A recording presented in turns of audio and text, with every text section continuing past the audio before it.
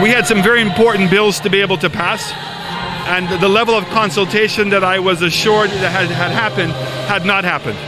And so it's very important, particularly in this particular season where everything is exaggerated, that we get it right. That's the word from Prime Minister Allen Chastanet addressing the postponement of Parliament. The general public has been asking questions of the current administration after the second postponement of a planned sitting of Parliament in less than 2 weeks. We had several bills that had several entities, and once I satisfied myself that everybody has been properly consulted and everyone's concerns have been brought to bear, then we will proceed. The public scrutiny, however, was further compounded by rumors of tension among cabinet members and the supposed ill health of high-ranking officials in the government.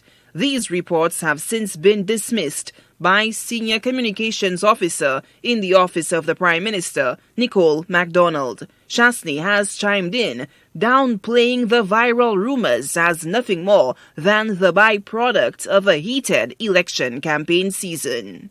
And that's a problem, so every single thing is exaggerated, and everybody's on their P's and Q's. So I think that we have to take those things into consideration in determining how we move forward.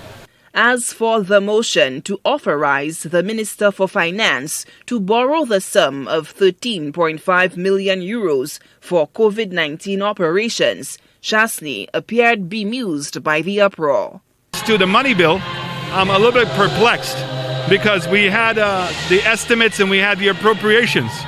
And in those bills, there was permission for us to be able to borrow. We were simply looking to access EU money at very concessional rates, and instead of using it as bonds, we would use it as a loan. And because we were changing it from a bond and treasury bills to a loan, would require and still requires parliamentary approval.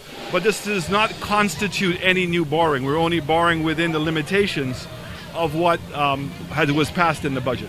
St. Lucia's Parliament will be automatically dissolved on July 12, 2021, the 5th anniversary of the first sitting in 2016, in keeping with the Constitution, but can be reconvened in case of an emergency. It should be noted that elections in St. Lucia are constitutionally due no later than October 12, 2021. That is in keeping with the 90-day period following the date of the first sitting of Parliament, July 12, 2016, after the previous general election, June 6, 2021. However, to date, no government in the history of the country has gone the entire distance permitted under the Constitution. Conventionally, with a few exceptions, elections are often called no later than the date of the previous poll.